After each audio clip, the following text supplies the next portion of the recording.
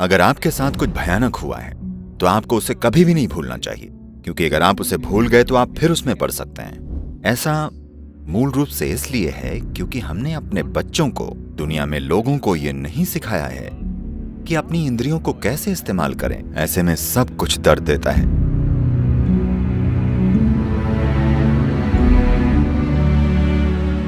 सद्गुरु, मेरा अगला सवाल आपसे यह है कि जब किसी के साथ कुछ बुरा होता है, हमें पता है कि हमेशा ये उनको याद रहता है, वो इसके बारे में बार बार सोचती रहती हैं। एक समय आता है जहाँ वो इसे भुला देना चाहती हैं, लेकिन वो अपने अतीत को छोड़ना भी नहीं चाहती क्योंकि उसे छोड़ने में उन्हें गुनहगार जैसा लगता है।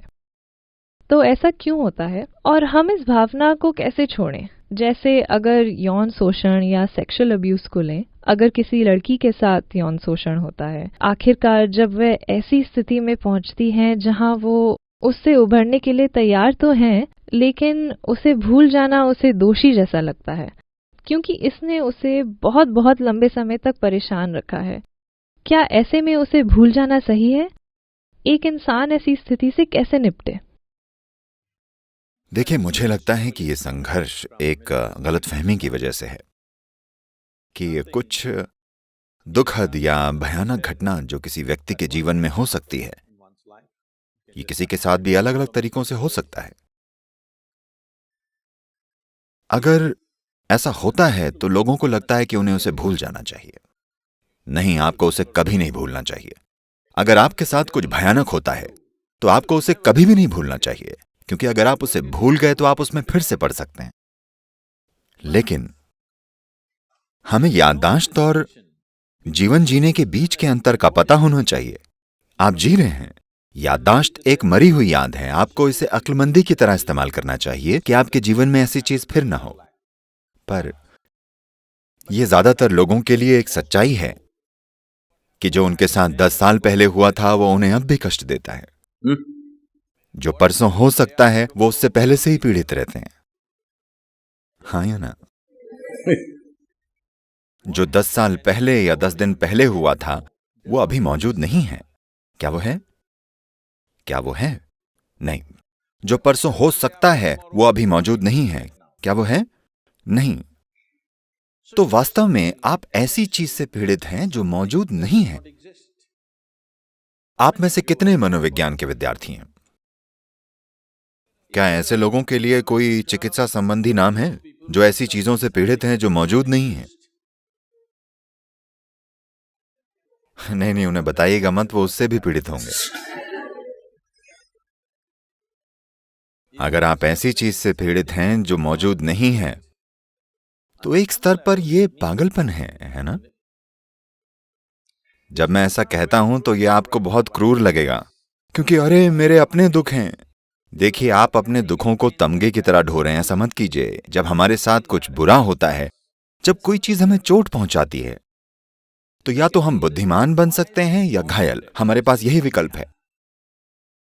तो या तो हम इससे बुद्धिमान बन सकते हैं या घायल बन सकते हैं, क्योंकि हम पहले ही इसको झेल चुके हैं। जीवन बस थोड़ा सा समय ही है।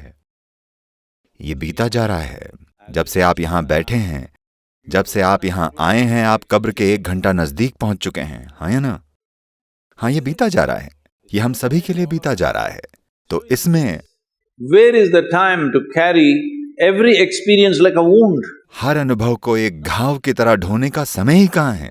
नहीं, इसे आपका विवेक बनना चाहिए। अगर आपके साथ कुछ बुरा होता है तो आपको दूसरों से ज्यादा, दूसरों से पहले बुद्धिमान बन जाना चाहिए, है ना? पर अफसोस है, ज्यादातर लोग घायल होने का चुनाव करते हैं, सिर्फ इसलिए क्योंकि फिर से हमारी शिक्षा प्रणाली में हमने मानव मन की प्रकृति को लेकर कुछ नहीं किया है।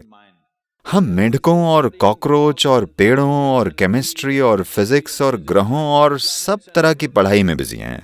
इसकी ओर कोई ध्यान ही नहीं दिया गया है। तो हमें नहीं पता है कि अपनी इंद्रियों का इस्तेमाल कैसे करें। अभी एक मनुष्य के रूप में आपके पास जो सबसे बड़ी क्षमता है वो है एक जीवंत याददाश्त का होना।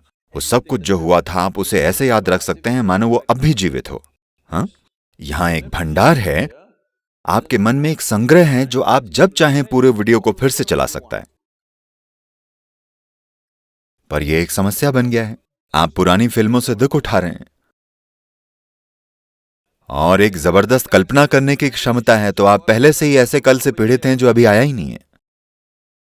ऐसा इसलिए है क्योंकि हमने अपने बच्चों और दुनिया में लोगों को यह नहीं सिखाया है कि अपनी इंद्रियों का, अपनी याददाश्त का, अपनी कल्पना का इस्तेमाल कैसे करें, जीवन को इस समय कैसे अनुभव करें, अभी अपने अनुभव को तीव्र कैसे करें। आपका पूरा जीवन इन 3 आयामों के बीच घट रहा है, याददाश्त, वर्तमान अनुभव और कल्पना। यही आपका जीवन है ना? ये 3 आयाम हैं, हम इन्हें त्रिकाल कहते हैं, समय के 3 आयाम। आपका जीवन का सारा अनुभव यहां घट रहा है, पर अगर आप अतीत, वर्तमान और भविष्य के बीच का अंतर करने का बोध खो दें तो सब कुछ दुख देता है।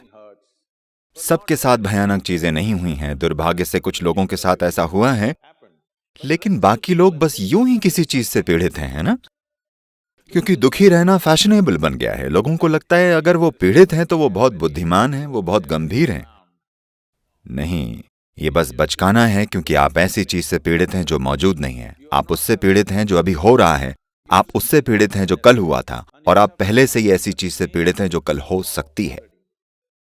तो इस पागलपन को बस इसलिए बढ़ावा दिया गया क्योंकि बस हमने कभी लोगों को सिखाया ही नहीं कि वो अपनी क्षमताओं का इस्तेमाल कैसे करें। क्या आप मुझसे सहमत हैं कि ये ह्यूमन मशीन जिसे आप और मैं चला रहे हैं, ये धरती की सबसे बेहतरीन मशीन है? हेलो, क्या आपने इसका यूजर मैनुअल पढ़ा है? क्या आपने उसे पढ़ा है? नहीं, आप उसे कब पढ़ेंगे? आखिरी दिन, जब आप एक नया फोन खरीदते हैं, क्या आपको पहले दिनों में यूजर मैनुअल पढ़ना चाहिए या 3 साल बाद जब आप उसे छोड़ रहे हो? जल्दी से जल्दी, है ना? पहले ही दिन आपको पढ़ लेना चाहिए। सिर्फ तभी आप इस फोन को अच्छी तरह इस्तेमाल कर सकते हैं। इसके लिए भी यही बात है। अगर आप इसकी प्रकृति को ही नहीं समझे तो आप इसे इस्तेमाल में कैसे लाएंगे? यह आपको खाया जा रहा है, आपकी अपनी बुद्धि आपको खा रही है। आप इसे तनाव, चिंता, दर्द, दुख कुछ भी कह सकते हैं। असल में आपकी बुद्धि आप ही के खिलाफ हो गई है। यही सच्चाई है।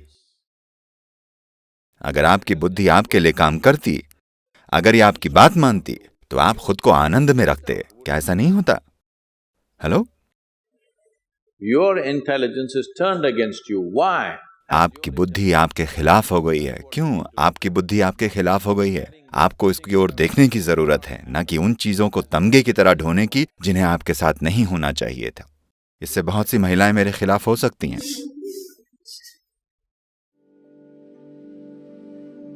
अगर मैं आपके खिलाफ होता तो मैं यहां नहीं होता, है ना?